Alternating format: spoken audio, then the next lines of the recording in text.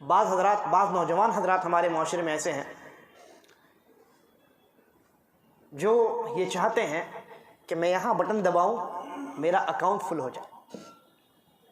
آپ سمجھ رہے ہیں میں کن کی بات کر رہا ہوں؟ دیکھیے غور کیجیے، شریعت کے اندر ان لوگوں کے متعلق جو محنت کے باوجود دھوکہ دہی سے کام لیتے ہیں اور فریب کاری سے کام لیتے ہیں، جھوٹ بولتے ہیں، ان کے لیے اس قدر سخت قسم کی وعیدیں سنائیں گے. اور وہ لوگ جو نہ محنت کریں نہ مشقت کریں اور اس کے باوجود ان کے اس عمل میں، یا یہ کہہ لیجئے کہ ان کا پورا عمل جھوٹ، فریب کاری اور دھوکہ دہی پر مبنی ہو، ایسا شخص یا ایسے لوگ شریعت کی نظر میں کس قدر گرے ہوئے ہوں گے. بعض ہمارے خاص کر کے یہ بیماری جو ہے نوجوانوں کے اندر ہے، وہ چاہتے ہیں کہ شارٹ کٹ طریقہ اختیار کیا جائے اور بغیر محنت کے آسانی کے ساتھ مال انسان کو حاصل ہو جائے، اپنا فائدہ ہو جائے، سامنے والا چاہے جس اسٹیٹس میں ہو، سامنے والے کو چاہے جتنا نقصان ہو، اس سے ہمیں کوئی مطلب نہیں. وہ کیا کرتے ہیں؟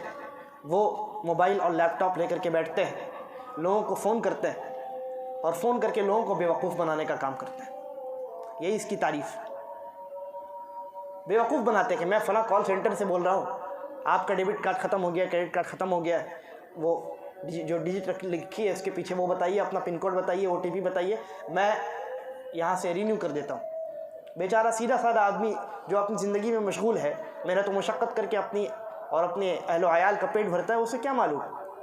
وہ انسان سمجھتا ہے کہ ہاں بینک سے فون آیا، وہ ساری تفصیلات دے دیتا ہے، نتیجے کے طور پہ پورا اکاؤنٹ جو اس نے محنت اور مشقت کے ساتھ بھرا تھا، یہ انسان ایک چٹکی میں اور ایک بٹن کے پریس کرنے پر ختم کر دیتا ہے. اندازہ لگائیے کتنا گرا ہوا یہ کام.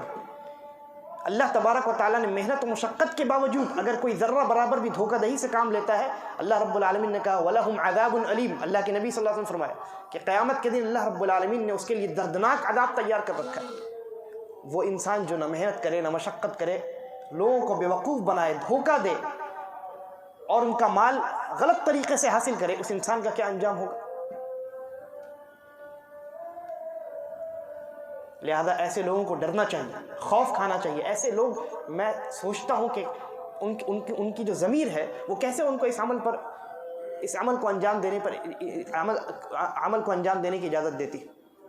یعنی انسان اگر صرف اپنی انسانیت کا خیال کرے، اپنی ضمیر کی تھوڑی سی بات سن لے، تو وہ یہ عمل ہرگز نہیں کرے گا.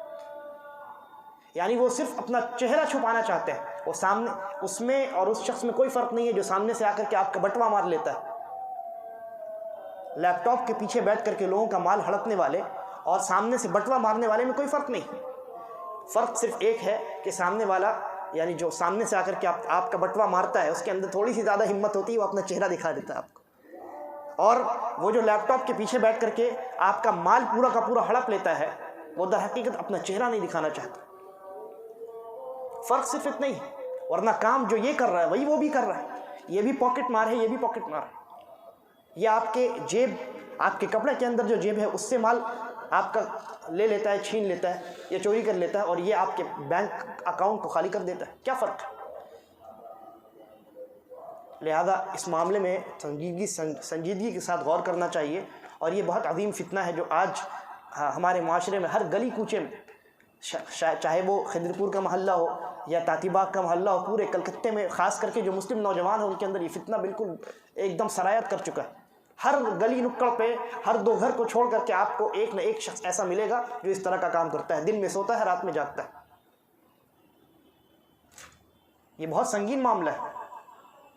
اور سوال یہاں ایسے نوجوانوں کے والدین کی تربیت پر بھی ہے کہ انہوں نے اس کی کیسی تربیت کی ہے کہ ان کا بچہ دنیا کی اتنی ہوس رکھتا ہے کہ حلال و حرام کی تمیز نہیں کرتا، بلکہ لوگوں کی جیب کاٹتا پھرتا ہے. کیسی تربیت؟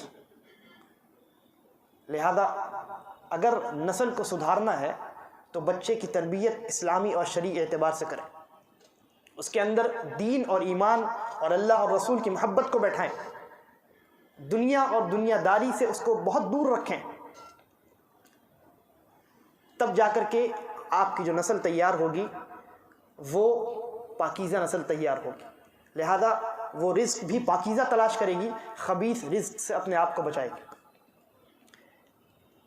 ایسے لوگوں کو ڈرنا چاہیے۔ نبی اکرم صلی اللہ علیہ وسلم نے ایسے لوگوں کے تعلق سے جو حرام مال کھاتے ہیں اور حرام مال سے ان کے جسم کی نشوونما ہوتی ہے، ان کے جو جسم ہے وہ پروان چڑھتے ہیں، نبی اکرم صلی اللہ علیہ وسلم نے ایسے لوگوں کے تعلق سے فرمایا لن يدخل الجنت لحم نبت من سحت النار اولا به، کہا کہ وہ گوشت جو حرام مال کی بنیاد پر پروان چڑھا ہو، پیدا ہوا ہو، لن يدخل الجنہ، جنت میں وہ داخل ہو ہی نہیں سکتا۔